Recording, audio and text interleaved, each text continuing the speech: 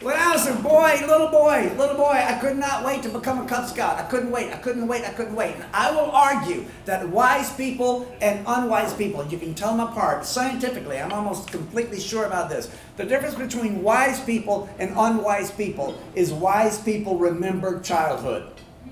I just think that's the truth. Wise people know that life is slow when you're a kid. It's really fast when you're a grown-up. And I could not wait to be a Cub Scout. Couldn't wait. And my Aunt Louise, not very bright, she goes, it'll be here before you know it. That's the dumbest thing I ever heard in my life. Now, when you're a grown-up, that happens. Like, I was on the road, I came back, my son was 16 years old, it's summertime, he puts on long pants, ball cap, and a t-shirt. I said, where are you going in long pants? Because we dress for the season at my house. He says, I'm going to work. What do you mean you're going to work? I work at Bradley's Barbecue now since you've been on the road. Remember I had to Xerox your face and put it on the milk carton? My son literally had a job before I know it. And I think it's like time-elapsed sunset. Have you ever watched a time-elapsed sunset and the illusion is the sun gets faster right at the horizon? Adulthood is like that. But it isn't like that for childhood. Smart adults will say, oh, don't worry. If you, like when the adults are trying to speed you up, they'll say, you are as slow as Christmas. And my mom used to say that to me, and I would go, I'm coming, Mama. And that's how I learned to be that way. So I remember wanting to be a Cub Scout, and I finally became a Cub Scout. And the reason boys want to become Cub Scouts is because we all know it's a paramilitary organization. You get a uniform, you have ranks.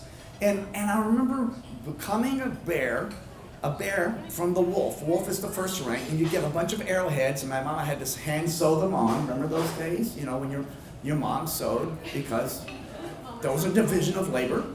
That's not a value judgment, it's a factual judgment. And then when I became a bear, my mom said, I am so proud of you. And she was. And we went to White's department store where you got your official Boy Scout gear. It was on the corner of the store. There was that big cutout of Pee Wee Harris from Boys Life magazine. If it's official, it's tops. And she bought me a Cub Scout pocket knife. Children, young people, they gave us pocket knives at 8 years old. Now, I was used to my granddaddy having one. It was a little bitty case pocket knife, but this is like a big, thick pocket knife. And I realized later, like 3 nights ago, it's like a little elementary school pencil, you know, when you're a little baby kid.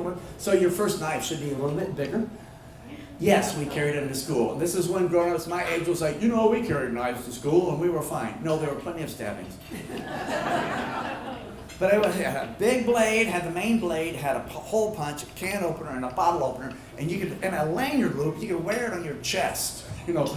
But man, I remember the commercials. I wanted to be a Boy Scout. I wanted to be a smelly, follow the rugged road, follow the rugged road. Frankie Lane used to sing it. And there's a commercial, and the Boy Scouts are camping, and they're not smiling. They're not having fun. They're serious. They're throwing axes. They're building fires. They're whittling stuff, and they're all in full uniform with the brogans and the socks and the garrison cap, and they're like this. And they look like the Boy Scout from the Boy Scout Handbook, which was illustrated by Norman Rockwell, if you'll remember.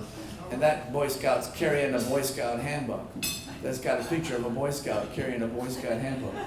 This guy, whoa, that Norman Rockwell's deep. That's called infinite regression. And finally, I became a Boy Scout. Now, I know I'm speaking from my faith tradition, but we really took Christmas seriously. And Christmas is divided into lots of mini seasons. It's kind of like baseball season. You know, there's early in the season, there's spring, and then there's pre-All-Star game, and then there's the All-Star game, and then there's like, because it just is so long. Christmas is so long. The catalogs start coming in September.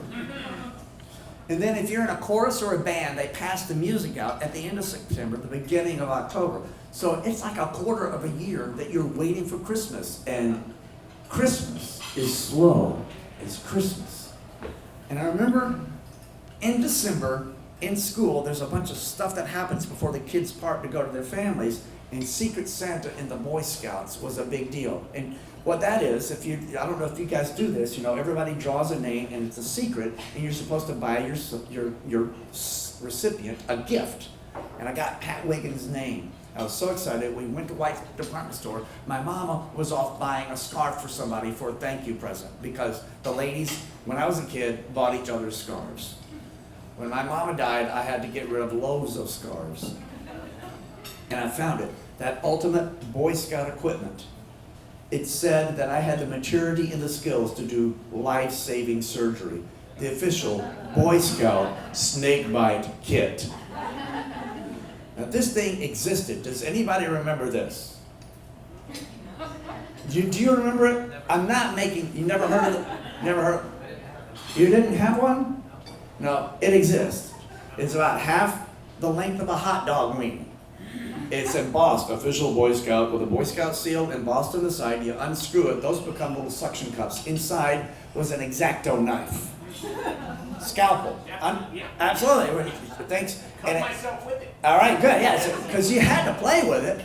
I know. And it had an alcohol swab and a little tourniquet. And so what you're supposed to do with that, you're supposed to hope your friend, got popped by a rattler or a copperhead. You're like, oh man, you got bit. And then you're supposed to tourniquet it off, and then you're supposed to take the blade and cut into the bite wounds. And then take a little rubber thing, go and suck the blood out and save their lives. Should we be getting to the hospital? No, I got this. So I said, Mama, look. It was, I had a $3 spending limit. It was $1.50, so I'm going to make a little profit. Look. My mama looked at it and she said, what the cuss? That's not what she said, but we have children here.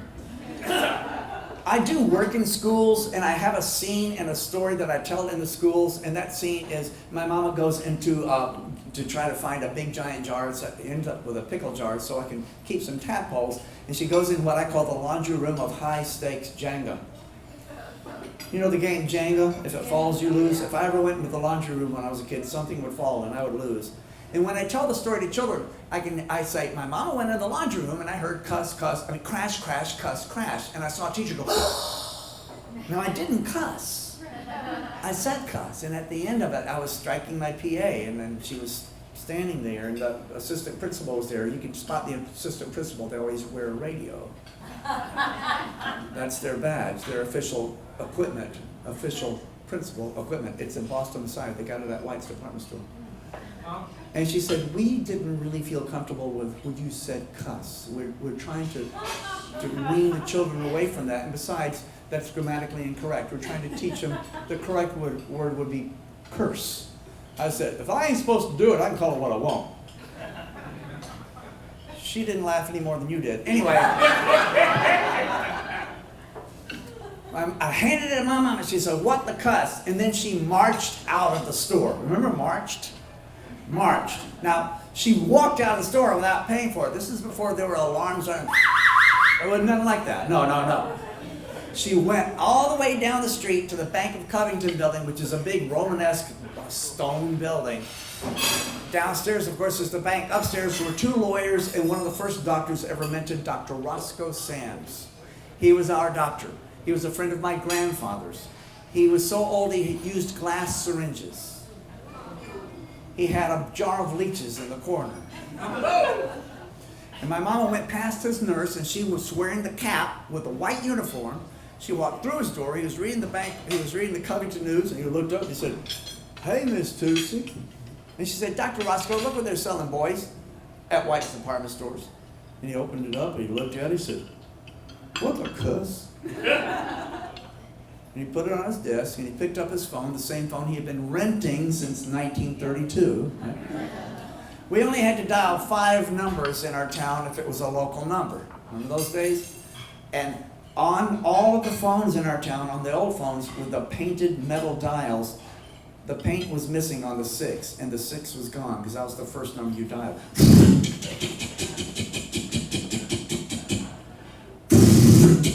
He was dialing White's department store.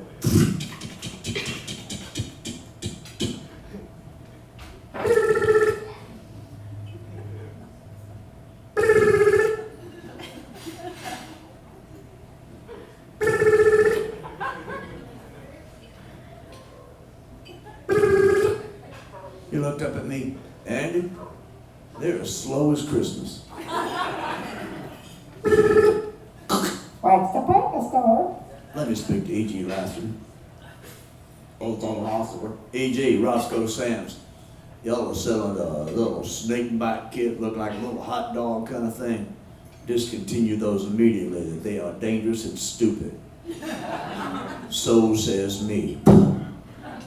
It's back when doctor's orders were doctor's orders, people. And then Dr. Sands looked up at me and said, Andy, you're only allowed to use a rubber snake bite kit if you're bit by a rubber snake.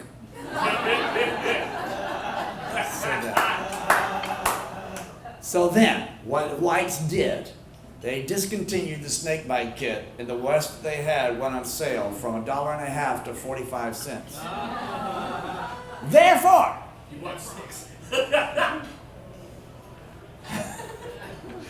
Therefore, every Boy Scout in my troop for Secret Santa got a snake bite kit, except for Pat Wiggins, because I was his Secret Santa.